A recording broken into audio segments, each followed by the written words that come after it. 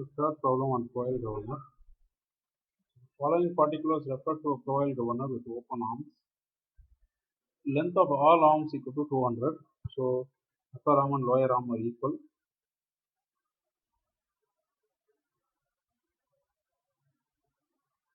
These two are equal and the length is 200 mm.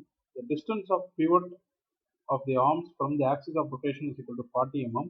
So both are pivoted away from the axis at a distance of 40 mm. So alpha equal to beta, q equal to 1. Okay. Length of extension of the lower arm to which the ball is attached is 100 mm. Okay, so this length is 100.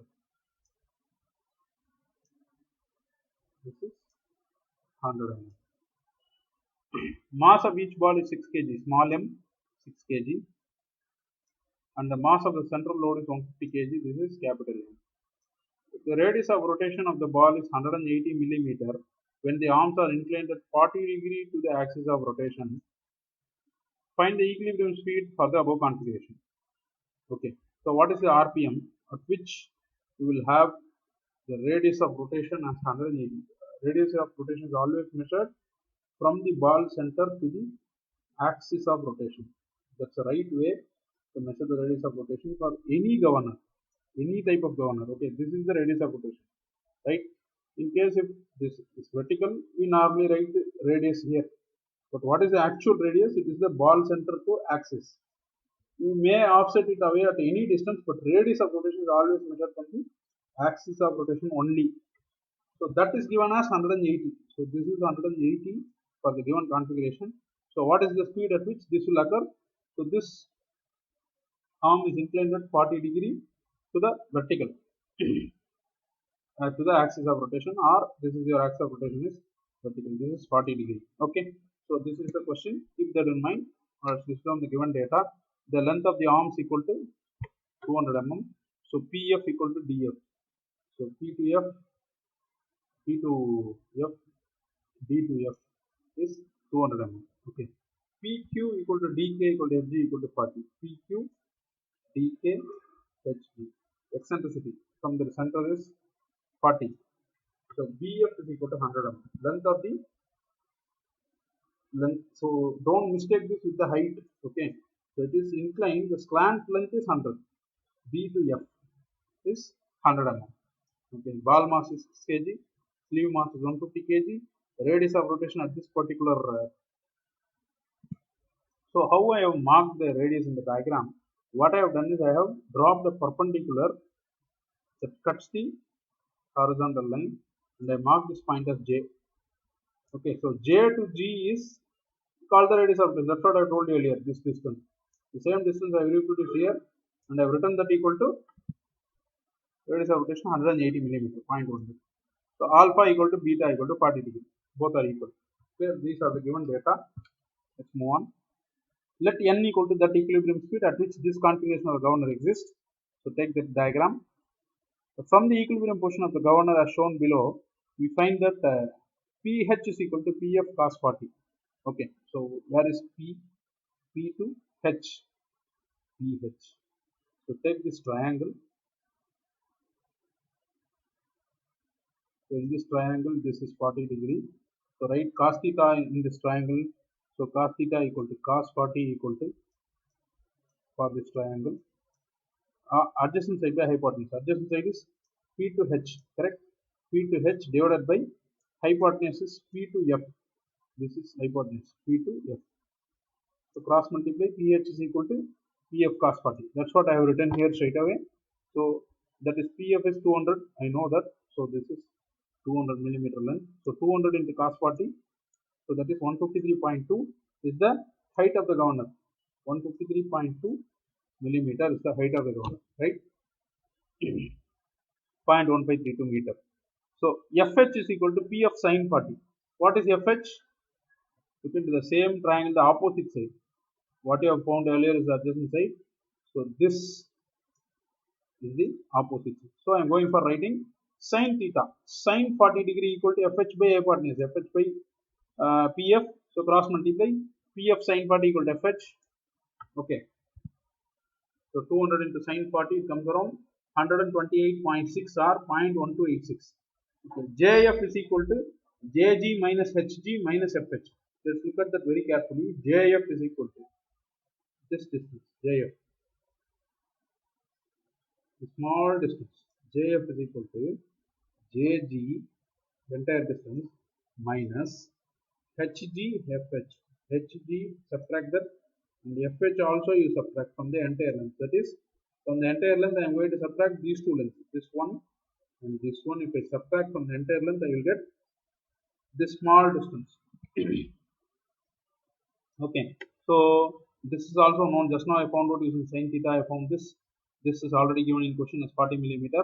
Subtract that to find out the small horizontal length. Okay, so JG is radius of rotation. Okay, how? Because from the center of the ball I have put a perpendicular bisector to the horizontal. So therefore this is nothing but the ball center point to the axis of rotation JG. So that is obviously your radius of rotation given in the question as 180 minus HG. HG is the offset, axis offset, 40, minus this sin theta answer, this opposite side of the triangle FH.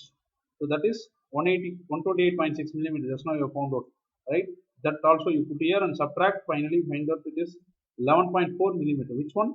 The small portion of this triangle is 11.4 millimeter. Clear? So BF is equal to BF square minus JF square. What is the need to find this small side? Because only BF is very much important in the RPM formula, right?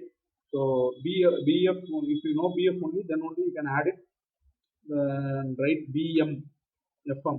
So that is required for your formula. Okay. So now BF is equal to BF square minus JF square. There is a small mistake here. It is BJ. BJ is what is required here, right? BJ equal to, so let's take this small triangle. I'll draw it here. So this is my ball arm extension link. The ball is here. Okay, so this point is called as B. This point I am perpendicularly I am projecting and call it as J. This I am calling it as F. I know this length is equal to 100 mm. I know this length just now I found out as 11.4 millimeter. Now I am going to find out this side. Correct? So therefore BJ is equal to, let's take a second and correct it. 1 minute.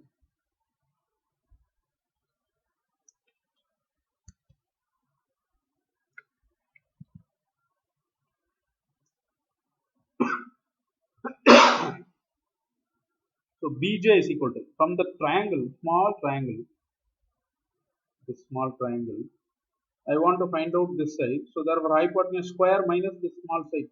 So this within square root, square that and subtract this square by Pythagoras theorem, you get the BJ, height of this portion. Okay, so therefore BJ is equal to, this is 100, this is 11.4. Substitute that, comes around 99.4 millimeter. Clear? So we know that BM is equal to BJ plus JM. But Jm should be equal to height of the governor as per the symmetricity, like what you have seen in the previous problem, right? So what you did in the last problem, this height should be equal to this height, should be equal to this height, should be equal to the height of the governor, which you have found out earlier. So all these things are equal. This is also equal. Okay. So now I know this practically because I already found out the height of the governor. Where I found out here, see here. This is the height of the governor. PH is equal to PF cos 40. This is PH is the height of the governor, which is equal to 0.1532. That is equal to, because of symmetricity. Both the arms are equal length and are equally inclined, equally offset from the governor axis. Therefore, this should be equal to this. All the set brackets you see on the screen, everything is equal. This, all the four brackets you see. I'll do it clearly once again. This height should be equal to this height, should be equal to this height, and also should be equal to this height because of symmetricity. Okay, so therefore now I know this is 0.1532, this one. Okay, also just now I have found out this value. So if I add that, I will get BM, which is required for the RPM formula. That's all, right? So now BM is equal to BJ plus JM. So JM equal to height of the governor BM is 99.4. So add the two. So 99.4 plus 153.2, height of the governor, right? 153.2. So comes around 252.6 millimeters, the total height of the ball center from the plane of the instantaneous center. So that's it, 252.6 millimeters. Keep it as it is. So IM equal to IN minus NM. Where is IM? Look at the diagram. IM equal to IN minus NM. So that is equal to FH minus JF. That is equal to FH minus JF. So which means what? IN should be equal to FH, radius of rotation. Okay, so that also comes by symmetricity, because you extend this line, this should be equal to this by geometrical principles. Therefore, if I this length IN minus NM equal to FH minus JF by principles of symmetry. These two are obviously equal. You can see that, no problem. But this is equal to this by, because you see how it is constructed. It is a base of a triangle. It is coming by similar triangles. Okay. Now I am extending this line. Okay. So I am extending this line by same amount. Okay. Then I am extending this line. So what happens is these two should be equal by similar triangle principles, because these two angles are equal. Clear? So it comes by that method. So don't worry about that. So now IM equal to IN minus NM, FH minus JF. So FH value is known. So it is 128.6 that you have found out here. Okay. JF is also known, 11.4, which is 117.2 millimeter. Right? Keep it as it is. And ID. Where is ID? What is written here? Let's read it once. ID equal to IN plus ND. Where is ID? That the entire base length. ID equal to IN plus ND. So why we are finding all this? We will see at the end of the problem why you need all those things. Okay. So IN plus ND.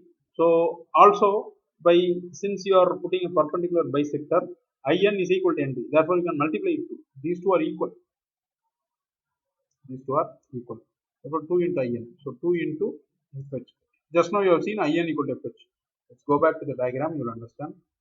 Just now you have seen. So this length is equal to this length. Also, this length is equal to this length.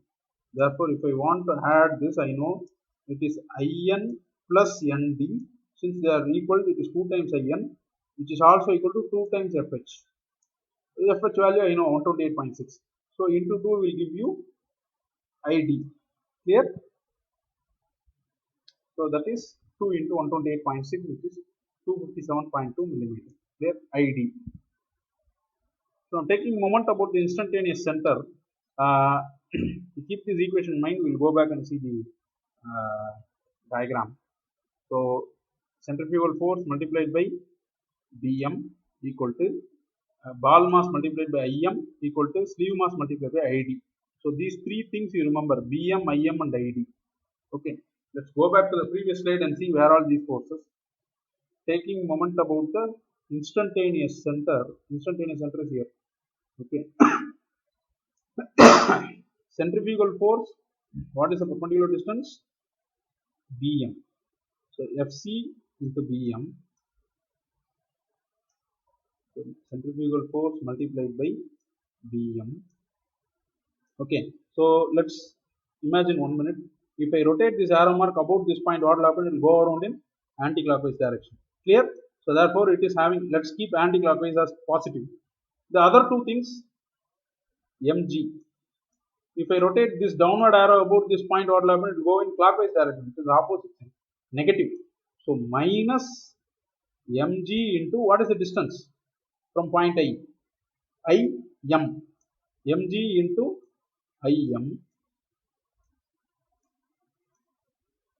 And again, the third mass, sleeve mass, this one. This is also going around in clockwise direction, opposite sense to the centrifugal force. Right? Therefore, minus capital mg by 2 into what is the distance into id. So both the negative symbols you send it to the right side. So this should be equal to 0 for force balance. Okay, this same equation with the two negative part of the equation sent to the right side. So Fc into Bm equal to mg into Im equal to mg by 2 into id is what is written here. Clear? Do you understand? Fc into Bm. I'm just taking a moment. So let us say the ball is here, my inclined arm is here. So this much, this is B, M, instantaneous center is here, I, M, B.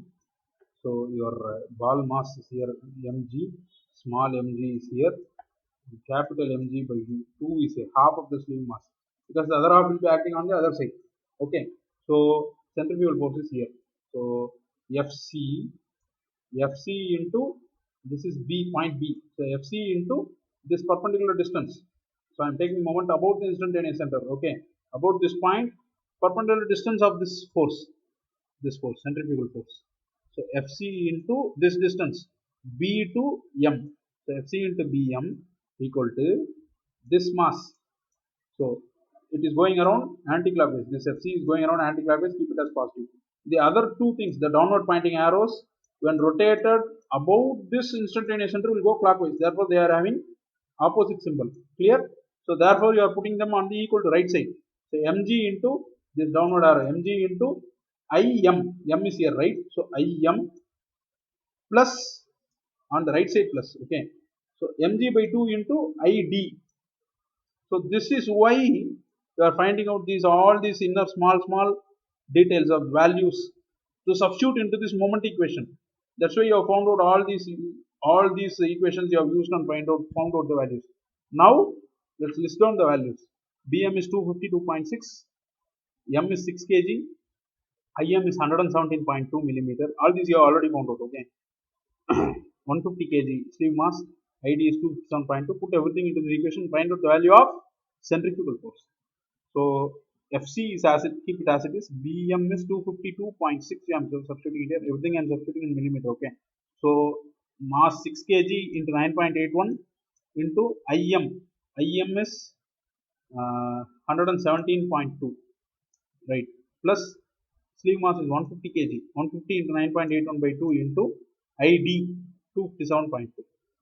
Right.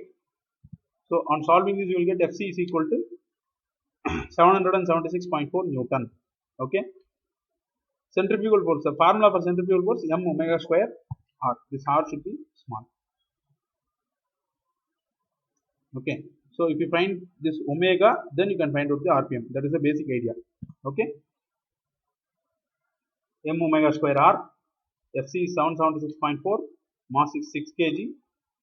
Radius of rotation is 180 for the given configuration. It is given in the question itself. So do this and find out the value of omega. So Fc value is 776.4. I am substituting as it is on the left side. So ball mass is 6 kg. I am putting it here m. Omega square, as keep it as omega square itself. And radius of rotation for the given configuration is 180 millimeter. Solve this for omega square. Okay. Or you can substitute 2 pi n by 60 in place of omega and solve for n. So in place of omega, I am writing 2 pi n by 60 the whole square. Now solve for n, right? That gives you the RPM for the given configuration. So cross multiply everything and then do. So I am getting n square, n is equal to 254 RPM. All this calculation portion you have to do it step by step. Using calculator, please do it slowly. So 254 RPM. That is the question, right? What is the RPM of the governor for the given configuration? So equilibrium speed for the given configuration of the governor, that is a given angular position, 40-degree inclined extension arm position is 254 RPM. So that completes the problem. This taken from Kurmi textbook, example problem number 18.11.